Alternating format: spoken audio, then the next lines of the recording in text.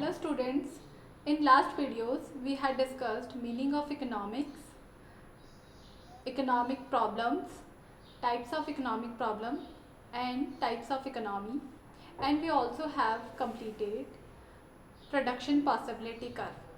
And in the production possibility curve we had discussed features of production possibility curves, that is PPC is downward sloping and PPC is concave to the origin, shifting and rotation in PPC.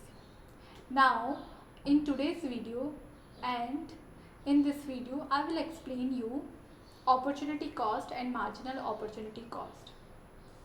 So I will explain you first what is meaning by the opportunity cost. The opportunity cost is the cost of the next best opportunity foregone to avail given opportunity. Meaning opportunity cost क्या है, आप किसी given opportunity को जब opt करते हो तो उसके अगेंस्ट आपने जो अपॉर्चुनिटी लॉस्ट करी है वो ही क्या है, आपकी opportunity cost. In simple language, Ram have completed his graduation. Now he have two option. Ram have completed his graduation. Now he have two option. उसको दो ऑप्शन मिले, कंपनी ए और कंपनी बी. कंपनी ए उसको 40,000 पर मंथ जॉब प्रोवाइड करा रही है, company B उसको 30,000 per month job provide करा रही है. ठीक है, of course Ram will opt 40,000 per month job or Ram will choose A company. If he choose opportunity A or company A, then he will lose some unit of other quantity, that is 30,000 per month job. इसने 40,000 per month job लेने के लिए 30,000 per month job का loss कराए या opportunity को forgone कराए. Then 30,000 per month job will be considered as opportunity cost of 40,000 per month job. मतलब 40,000 per month job की opportunity cost क्या रही, 30,000 per month. आपको क्लियर हो चुका है कि दो अपॉर्चुनिटी है, एक अपॉर्चुनिटी जो ऑप्ट करते हो उसके बदले आपने कौन सी अपॉर्चुनिटी का लॉस्ट करा है, वो लॉस्ट होने वाली अपॉर्चुनिटी क्या होती है, opportunity cost of your given opportunity. Okay, now we will move ahead with another topic, that is marginal opportunity cost. Marginal opportunity cost is also known as a slope of PPC. marginal opportunity cost को हम PPC का slope भी बोल सकते हैं. and आपको पता होना चाहिए what is meaning by marginal opportunity cost. for this reason, marginal means होता है difference. मतलब एक एडिशनल यूनिट प्रोड्यूस करने के लिए, कंज्यूम करने के लिए आपको कितना चेंज हुआ है. मार्जिनल मीन्स चेंज, डिफरेंस होता है. अब अपॉर्चुनिटी कॉस्ट मतलब एक अपॉर्चुनिटी को गेट करने के लिए, अपॉर्चुनिटी की एक एडिशनल यूनिट को गेट करने के लिए आपको कितनी यूनिट का सेक्रीफाइस करना पड़ रहा है, कितनी यूनिट आपको सेक्रीफाइस करनी पड़ रही है, ये मार्जिनल अपॉर्चुनिटी कॉस्ट बताती है. In simple language, marginal opportunity cost will tell us to produce additional unit of X commodity, how many unit of Y commodity have to be sacrificed. मतलब X की additional unit produce करने के लिए आपको Y का कितना quantity sacrifice करना पड़ रहा है, ये कौन बताता है, ये बताता है हमें marginal opportunity cost. In formula wise is the ratio of unit of Y commodity sacrificed to gain additional unit of X commodity. मतलब ये एक रेशो है Y कॉमोडिटी के चेंज का और X कॉमोडिटी के चेंज का, कि Y कॉमोडिटी का कितना लॉस होगा to gain additional unit of X commodity. तो फॉर्मूले वाइज क्या है, minus delta Y upon delta X. यहाँ पे मैंने delta Y upon delta X को लिखा है, ये तो आपको समझ में आ गया. डेल्टा Y मीन्स जो सेक्रीफाइस होने वाली यूनिट है, डेल्टा X मीन्स जो हम गेन करने वाली यूनिट है, जिसका मैं एडिशनल प्रोडक्शन करने वाली. यहाँ माइनस का सिंबल डिनोट करता है नेगेटिव रिलेशनशिप को, क्योंकि एमओसी क्या है, एक नेगेटिव रिलेशनशिप को शो करता है कि आपको एक्स के एडिशनल यूनिट गेन करने के लिए वाई का कितना लॉस करना पड़ रहा है. तो मतलब एक्स का क्या हो रहा है, प्रोडक्शन इंक्रीज करने के लिए आपको वाई का क्या करना पड़ रहा है, लॉस करना पड़ रहा है. तो ये क्या है, एक नेगेटिव रिलेशनशिप है. नेगेटिव मतलब एक को इंक्रीज करने के लिए दूसरे को डिक्रीज करना पड़ रहा है, तो it is called negative relationship.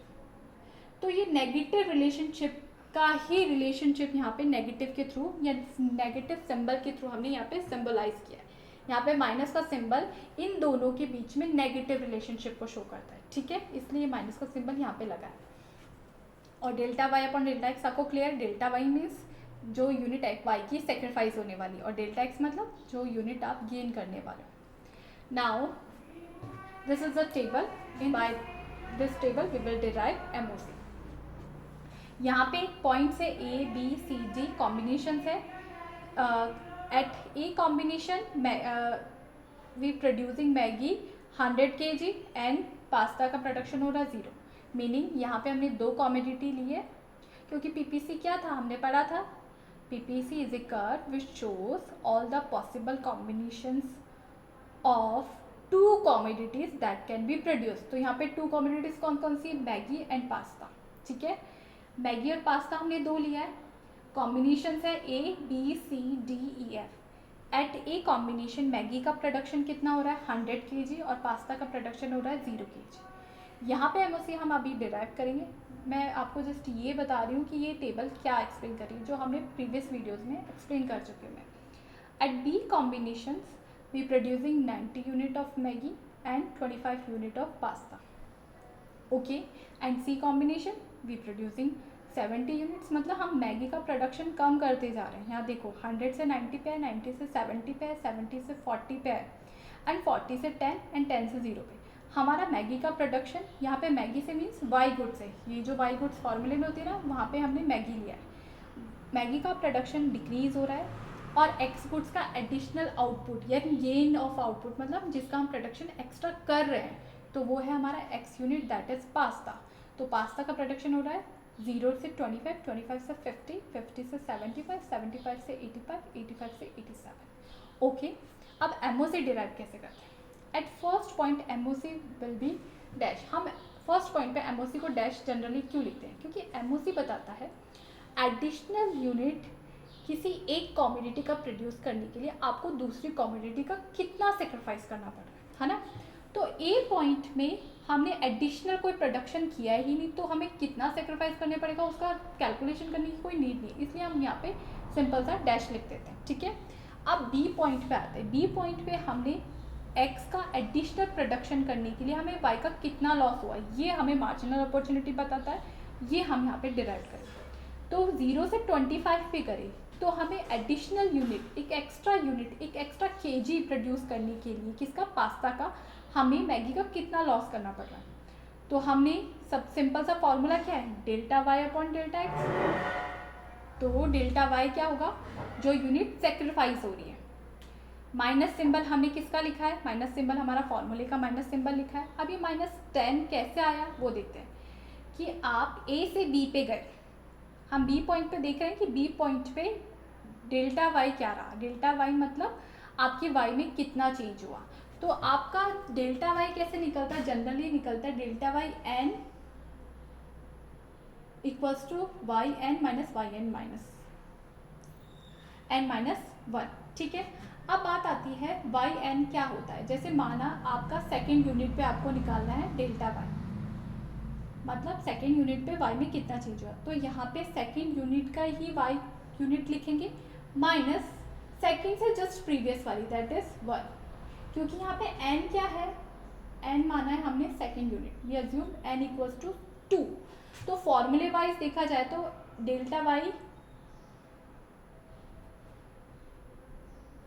n की जगह 2 लिखेंगे, यहाँ पे y की जगह y n की जगह 2 लिखेंगे, क्योंकि हमने 2 माना है, 2 यूनिट मतलब सेकेंड यूनिट पे हम देख रहे हैं, माइनस y n माइनस 1, तो n की जगह 2 लिखेंगे, माइनस 1 की जगह 1 लिखोगे। अब 2 माइनस 1 कर तो कितना आता है, ऑफकोर्स 1 ही आता है। तो वही चीज़ हमने यहाँ ये लिखी, डेल्टा 2 कैसे निकला, delta 2 equals to y2 minus y1। तो चेंज क्या होता है, सिंपल सा। और जनरली आपको अगर सिंपली वे में बताऊँ तो ए से बी पे गए तो आपका चेंज कितना हुआ, 100 से 90 पे गए हो आप, चेंज यही तो हुआ। तो चेंज मतलब डिफरेंस कितने का आया, 100 से 90 पे गए तो कुछ बच्चे जनरली 10 लिख देते हैं, तो 10 नहीं होगा यहाँ पे, -10 आएगा। क्यों? क्योंकि 100 से 90 पे गए हो, 100 से 110 पे नहीं गए आप, 100 से 90 पे गए, तो मतलब क्या हुआ, डिफरेंस तो 10 का है, बट वो डिफरेंस कैसा रहा, नेगेटिव रहा, तो आप -10 लिखोगे। तो डेल्टा वाई की जगह आप क्या लिखोगे, -10। वहीं 0 से 25 पे गए हो, तो डिफरेंस कितने का क्रिएट हुआ, 25 का डिफरेंस क्रिएट हुआ। जब 25 का डिफरेंस क्रिएट हुआ, पर ये डिफरेंस कैसा है, पॉजिटिव, तो यहाँ पे 25 पॉजिटिव का आता है। ओके, अब देखो बात ये होती है, यहाँ पे मैंने इसको फर्दर डीपली एक्सप्लेन करा, एट बी पॉइंट आपने कैसे करा, डेल्टा वाई कैसे निकाला, हमने यहाँ पे 100 से 90 पे गए, तो 90 माइनस 100 करा, तो माइनस का कितना आया, माइनस का 10, और 25 माइनस 0 करा, 0 से 25 पे गए, तो 25 माइनस 0 होगा, कि चेंज यही तो देखते हैं आज और पुराने वाले में क्या चेंज हुआ है, तो हम देखते हैं आज और पुराने में क्या डिफरेंस है। तो 25 माइनस 0 करोगे तो कितना आएगा, 25, और फॉर्मूले का नेगेटिव तो आप लिखोगे, तो ये नेगेटिव नेगेटिव सिंपल क्रॉस करके आपका आंसर क्या होगा, 0.4 आएगा आपका आंसर। तो ऐसे आपका यहाँ पे माइनस का नेगेटिव कैंसिल आउट हो जाएगा और 0.4 आपका आंसर हो जाएगा। ठीक है, आपको ये करने की इतना डीपली यहाँ पे अगर आप ऐसे लिखते हो दैट इज सफिशिएंट। वहीं सी पॉइंट पे एमओसी कैसे निकलेगी, सी पॉइंट में डेल्टा वाई कितना हुआ, डेल्टा वाई मतलब वाई का चेंज कितना हुआ, सी पॉइंट से मतलब ए से बी पे गए तो चेंज कितना हुआ, 10 का, 10 मतलब -10। बी से सी पे गए तो वाई में कितना चेंज हुआ, 90 से 70 पे है, तो माइनस का 20 नहीं बोलना यहाँ पे, माइनस का 20 होगा क्योंकि कम हुई चीज़ें, तो माइनस का 20 यहाँ लिखा डेल्टा वाई की जगह। एंड फॉर्मूले में डेल्टा एक्स भी तो आता है, तो डेल्टा एक्स में कितना हुआ, 25 से 50 पे गए तो कितना का चेंज हुआ, 25 का, तो 25 हमने यहाँ मेंशन करा। अब यहाँ पे क्या लिखा हमने, माइनस का सिंबल करा, क्यों, फॉर्मूले का माइनस का सिंबल, यहाँ पे माइनस का symbol, minus minus cancel out होकर इसको सॉल्व करोगे तो 0.8 आएगा। फर्दर एट डी पॉइंट हमारा डेल्टा वाई में चेंज कितना, 70 से 40 पे गए, कितने का चेंज हुआ, -30, और x में कितना चेंज हुआ, 50 से 75 पे गए, कितने का चेंज हुआ, 25 पॉजिटिव, तो माइनस माइनस कैंसिल आउट होके 1.25, ऐसे हम इसको पूरे को डिराइव कर सकते हैं। आई होप क्लियर हो गया होगा कि माइनस का कई बार क्या होता है बुक्स में ये माइनस का सिंबल नहीं देते, आपको यहाँ पे माइनस का सिंबल नहीं देंगे तो यहाँ पे भी आपको ये नहीं बताएंगे कि माइनस का 10 आएगा क्या, आपको जस्ट बताएंगे डिफरेंस। जनरली यूट्यूब वीडियोस में क्या होता है, आपको बताता है इसका डिफरेंस और इसका डिफरेंस डिवाइड करो आ जाएगा, भाई डिफरेंस डिवाइड तो कर रहे हो बट आपको ये पता होना चाहिए फॉर्मूले में कई बार माइनस होता है बट यहाँ पे माइनस नहीं आएगा, तो माइनस एक जगह माइनस एक जगह माइनस नहीं, तो हमारा नेट इफेक्ट क्या रहेगा, माइनस रह जाएगा, तो वो चीज़ हो क्लियर नहीं हो पाएगी। तो यहाँ पे भी माइनस रहता है, यहाँ पे माइनस रहने का रीज़न क्या है, नेगेटिव रिलेशनशिप को शो करता है, और यहाँ माइनस की डिफरेंस जो क्रिएट हुआ वो माइनस में हो, तो माइनस माइनस कैंसिल आउट हो जाते हैं। ओके, अब यहाँ पे एक और चीज़ समझने की बात है कि आपका एमओसी क्या हो रहा है, आपका एमओसी क्या है, एमओसी मतलब आपका सेक्रीफाइस जो हो रहा है, एडिशनल यूनिट पास्ता की प्रोड्यूस करने के लिए आपको मैगी का कितना सेक्रीफाइस करना पड़ रहा है, ये बताता है एमओसी। तो आपने फर्स्ट केजी यानी फर्स्ट बी पॉइंट पे आपको additional 1 kg pasta extra produce करने के लिए आपको मैगी का कितना यूनिट सेक्रीफाइस करना पड़ रहा है, 0.4 kg, ठीक है, 0.4 kg। फिर सी पॉइंट पे एक और एडिशनल यूनिट पास्ता का प्रोड्यूस करने के लिए आपको मैगी का कितना सेक्रीफाइस करना पड़ा है, 0.8 kg। And third unit D point पे आपको पास्ता की एक्स्ट्रा एडिशनल यूनिट प्रोड्यूस करने के लिए आपको कितना सेक्रीफाइस करना पड़ रहा है, 1.2 kg। तो मतलब ये जो सेक्रीफाइस है ये क्या हो रहा है, इंक्रीज हो रहा है या नहीं हो रहा, तो आपकी एमओसी क्या है यहाँ पे, इंक्रीजिंग। इंक्रीजिंग का मतलब क्या है, इंक्रीजिंग का मतलब है कि आपकी एमओसी ये जो सेक्रीफाइस यूनिट है आपकी बढ़ती जा रही है, इंक्रीज होती जा रही है, और ड्यू टू दिस रीजन मैंने आपको बताया था ना कॉन्केव क्यों होता है, ड्यू टू इंक्रीजिंग एमओसी, यही तो मैंने बताया था कि एडिशनल यूनिट एक्स का प्रोड्यूस करने के लिए जो आपका वाई का सेक्रीफाइस है वो मोर से मोर होता जाएगा, मतलब वो सेक्रीफाइस इंक्रीज होता जाएगा, कि पहले आपने 0.4 kg ही मैगी को सेक्रीफाइस करा था 1 kg एक्स्ट्रा प्रोड्यूस करने के लिए, कौन सा, पास्ता का। फिर आपने एक और kg पास्ता का एक्स्ट्रा प्रोड्यूस करने के लिए 0.8 kg किसका लॉस करा, मैगी का। फिर एक और एक्स्ट्रा यूनिट पास्ता का प्रोड्यूस करने के लिए आपने मैगी का 1.2 kg लॉस करा। तो ये जो लॉस है, ये जो सेक्रीफाइस है, क्या हो रहा है, इंक्रीज होता जाता है। तो मार्जिनल अपॉर्चुनिटी कॉस्ट या सेक्रीफाइसिंग जो यूनिट है वो इंक्रीज हो रही है। Due to this reason your PPC will be concave. इसको एक और तरीके से मैं समझा सकती हूँ।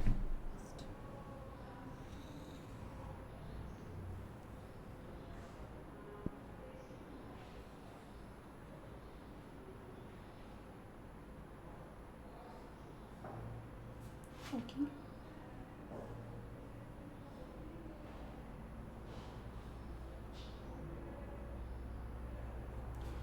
ये x है, ये x कॉमोडिटी है, ये y कॉमोडिटी है।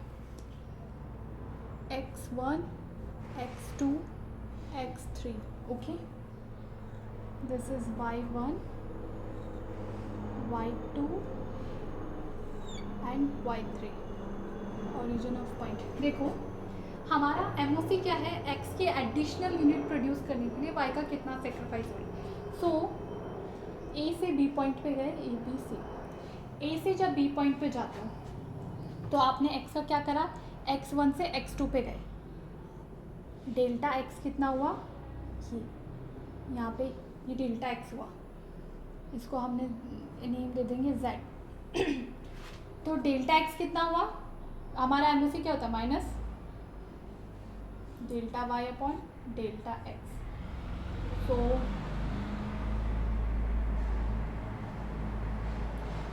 Delta y upon delta x है, तो डेल्टा x कितना है हमारा, माइनस का सिंबल होगा, डेल्टा x लिखेंगे z2b, ओके।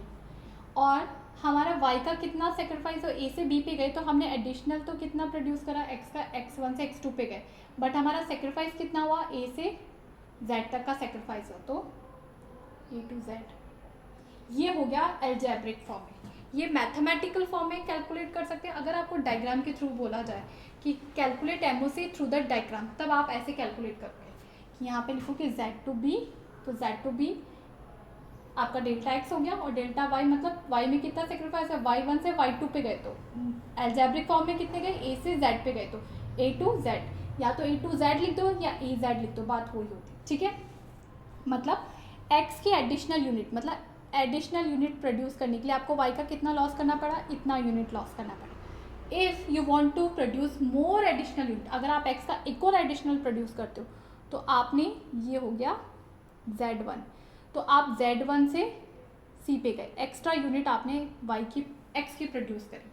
सो इस केस में अब जो सेक्रीफाइस हो रहा है वो क्या हो रहा है, b से z1, ये जो सेक्रीफाइस हो रहा है ये क्या है, बड़ा नहीं हुआ, पहले आपने इतना यूनिट सेक्रीफाइस करा था एडिशनल यूनिट प्रोड्यूस करने के लिए x की, आप जो एडिशनल यूनिट ही प्रोड्यूस करे बट उसके लिए सेक्रीफाइस कितना कर रहे हो, y का इतना बड़ा, पहले छोटा पोर्शन सेक्रीफाइस करा, अब बड़ा पोर्शन सेक्रीफाइस करा, तो मतलब सेक्रीफाइस क्या हो रहा है आपका, इंक्रीज हो रहा है। तो यही इंक्रीजिंग मार्जिनल अपॉर्चुनिटी कॉस्ट के कारण ही ये शेप होता है आपका कॉनकेव शेप।